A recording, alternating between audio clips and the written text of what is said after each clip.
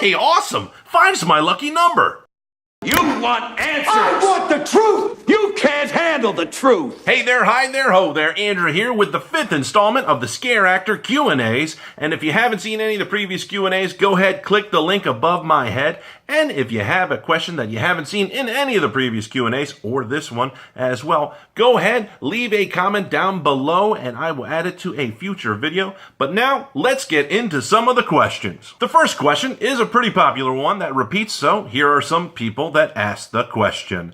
Alex Monroe says, love the videos. Now that Halloween Horror Nights is over, could you tell us where in the Texas Chainsaw house you were? Luke Berdewick writes, were you the Leatherface in the kitchen with the bloody man on the table? I went through the house a total of 9 times, and the one time I went through yelling, Andrew! to every Leatherface. The one in the kitchen was the only one that looked back at me when I said that. Ha ha! So, was that you? If not, which one? Michael Gregorio questions, now that Horror Nights is over, are you going to reveal where in the Texas Chainsaw Massacre house you were? I'd love to know, cause me and my whole group left that house horrified. Stephen Stewart writes, hi Andrew, we just arrived back home in Scotland after another amazing experience at Halloween Horror Nights. We do have a question. What Leatherface were you in the house? My guess was the one attacking the guy lying down. The whole event was incredible, and thanks for your hard work. See you next year, Steven. So first off, Alex, thanks for loving the videos. I hope you are still continuing to enjoy them to this very day. Second, Luke, sorry if I screwed up your last name. Man, that was a terrible Darth Vader. I sounded more like Mufasa with a cold than Darth Vader. The kitchen was a very popular guest with a lot of people, but it was not my spot. I, however, was in the kitchen for some TV spots for Sci-Fi Network and their commercials that they made during the 31 days of Halloween, but I've yet to find one that actually had me in the commercial.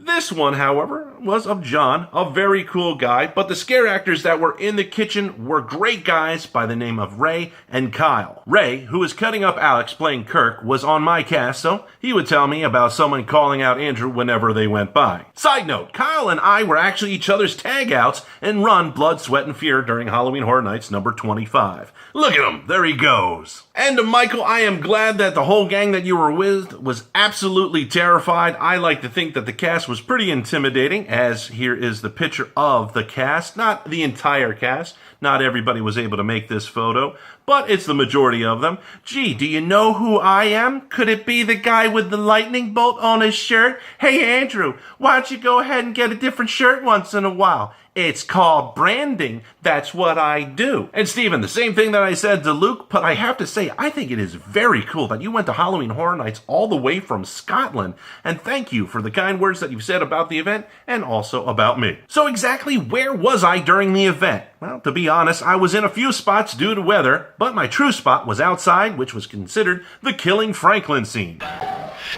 When exiting the house on the left-hand side, you came across Franklin's dead body and a yellow Volkswagen Bug, which had a fun little dent in it, and that is a really enjoyable story that I might share sometime down in the future, but not right now.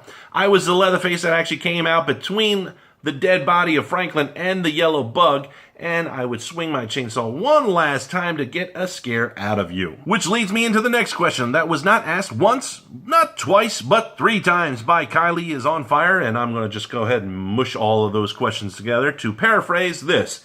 Kylie asked, how do scare actors know when someone is coming to scare them if the scare actors are always behind something? Well, that really depends on their spot. I'm not going to go ahead and give away any trade secrets from Universal Orlando, but please remember this. The scare actor, majority of the time, already knows that you are coming. Again, my area was outside, so I was behind a fence, and I was able to look through the wood planks and see people coming through, so I was able to match their walking speed, or their running speed for that matter, and meet them out on the path. And by the way, the security officers, the police officers, and the event staff standing at the end of the house, I was able to look over their shoulders, so most people were focusing on them as they came out and had no idea that they were still being stalked by yours truly.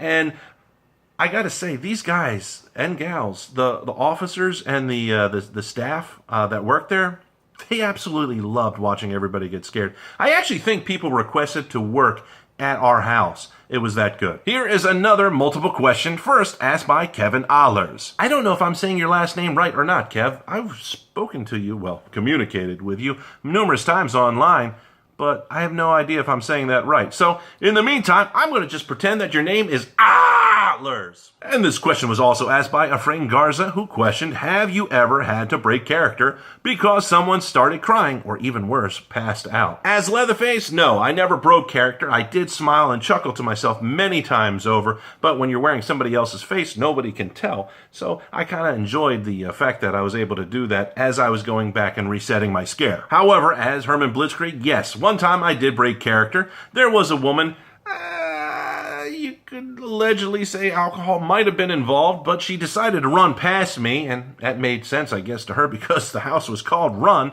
But the scare basically starts with this.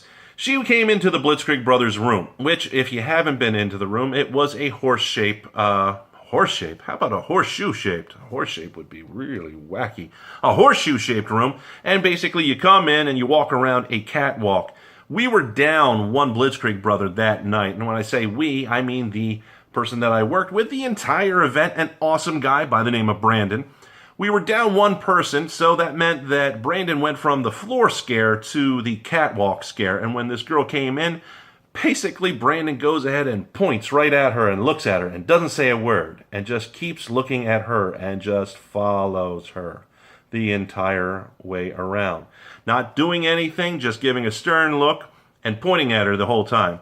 Well, she gets around on my side. She sees that I'm over there on my stage and I'm sparking the wall behind me and I'm giving her a little come here wave. And she decides the best thing to do is to run between us as quick as possible. She was wearing flip-flops and had a blowout, which could only result in what happens to Wile E. Coyote when he hits the wall. And was it cringeworthy? Yes, both Brandon and I had a reaction that was basically, yeah, pretty much close to that. I actually jumped off the stage to see if she was okay, which happened to freak out everybody else because when you got a guy my size jumping off a 1.5-foot platform, it kind of freaks people out. Long story short, she was not hurt, and don't run in houses. Kevin Ahlers also asked, do you portray other characters throughout the year? Love the videos, man. Have a great day, Kev. Well, the quick answer to that is no. The long answer to that is that I originally wanted to go out for Grinchmas and Mardi Gras, but because I had an injury at the end of the event,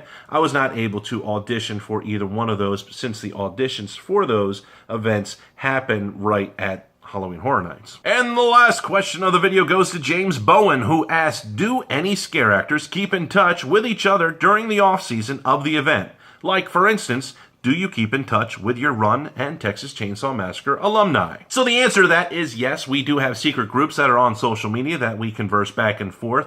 And the posts are usually something like, we saw something that made us think of everybody else, like this picture that Coordinator Kelly shared with us. Is that not adorable?